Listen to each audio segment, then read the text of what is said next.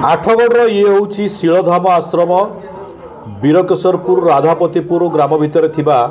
ए शीलधाम आश्रम दीर्घ 94 वर्षर आश्रम 1930 मसीह कृपा सिंधु बाबा या प्रतिष्ठा करते। प्रथम एठारे प्रतिष्ठा पूर्व विश्वनाथ आदर्श उपरा विद्यालय जो अच्छी आठगढ़ सहर भितर कृपा सिंधु बाबा सेठारे प्रतिष्ठा करते। परवर्ती समय ए आश्रम उठी आसी राधापतिपुर को वीरकेशरपुर निकट में रास्ता कड़े रही ये शोभा पाँच देखु चैतन्य महाप्रभु शोभा पाँच कृष्ण शोभा कृष्ण महाप्रभु शोभा पाँच माता राधाराणी शोभा पाँच देखुं निश्चित भाव में जो रही मंदिर रही चैतन्य आश्रम चैतन्य पीठ ये आज जन्माष्टमी अवसर में ये भक्त मैंने झूलन कुंजरे प्रभु कृष्ण को श्रीकृष्ण को झुलाऊँच। आमे आसतु सीधा सड़क देखा ये जो भक्त मैंने आज आसी एटी कृष्णंकर केमिति चामर सेवा करुँच केमिति झुलाऊँच। ये हूँ चैतन्य पीठ श्रीकृष्णकर शीलधाम आश्रम ये हूँ स्थिति। आज जन्माष्टमी अवसर में ये भक्त समाज चिरुगुड़िया मठ भाव में समस्त जानती ये अच्छा माँ मैंने अच्छा झील मैंने अच्छा महिला मैंने अच्छा आज ये परिवेश जेहेतु जन्माष्टमी परिवेश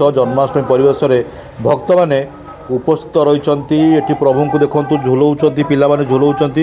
जेहेतु झुलन कुंज झुलन यात्रा बर्तमान सरीगला किंतु जेहेतु आज जन्माष्टमी अच्छी आसंता काली पुणी झुलन कुंजर जो श्रीकृष्ण महाप्रभु जो झुलुंच आसंता काली पुणी नंदोत्सव अवसर माने निज स्थान को से गंतव्य स्थल को फेरीजे किंतु यही अवसर में किसी पिला माने अच्छा माँ मैंने अच्छा तेणु ये झुलाइबार देखुं झुलन कुंजरे महाप्रभु को श्रीकृष्ण को झुलाऊँच। ये बंदापनार आरती बंदापनार आरती देखुं ये हूँ शीलधाम आश्रम ये हूँ आठगढ़ शीलधाम आश्रम हरिबोल हुलहुली पकाउंट माँ मैंने महिला मैंने ये शीलधाम आश्रम जो लोक मैंने सब अच्छा जो मठाधीश अच्छा आसतु आम मठाधीश को पाखक जावा। ये जो मंदिर रही ये मंदिर केबे प्रतिष्ठा होता आपको किए प्रतिष्ठा करते आमर जो परम गुरुदेव नित्यलाभ विश्व जी कृपा सिंधु बाबा तांकर सन्यासी ना हूँ श्रीकृष्ण दास बाबा महाराज। तेणु यहाँ पूरा जंगल थिला यहाँ तो श्री चैतन्य महाप्रभु पदांकित भूमि एवं परवर्ती आमर जे तांकर दुई जन जो शिष्य नित्यलाभ विश्व राघव दास महाराज जी महंत महाराज थे ये से राधाकांत प्रतिष्ठा कर महाप्रभु आमर जो परम गुरुदेव नित्यलाभ विश्वशील श्री सत्यानंद दास बाबाजी महाराज परवर्ती जो प्राचीन चैतन्य महाप्रभुर बोधे 400 वर्षर विग्रह ये पुरुषोत्तम धाम आनी आ गोटे जो राधाकृष्ण विषय ना राधाकांत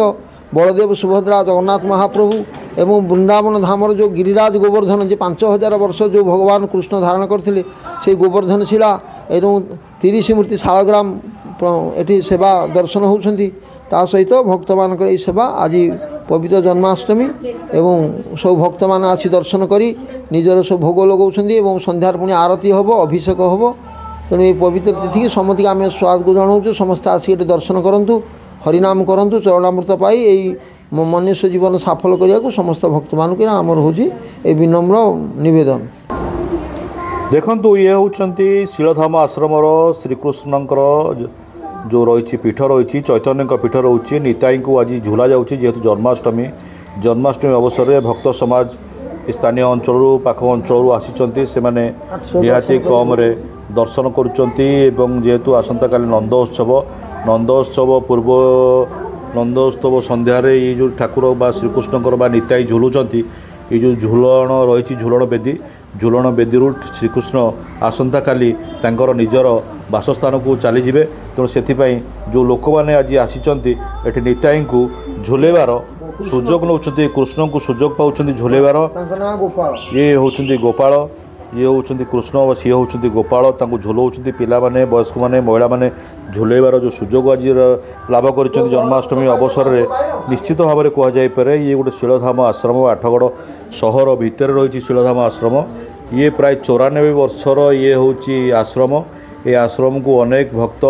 आसती चैतन्य महाप्रभु जिते बड़े आठगढ़ दे जाइए वृंदावन जाइए यही स्थान में अवस्थान कर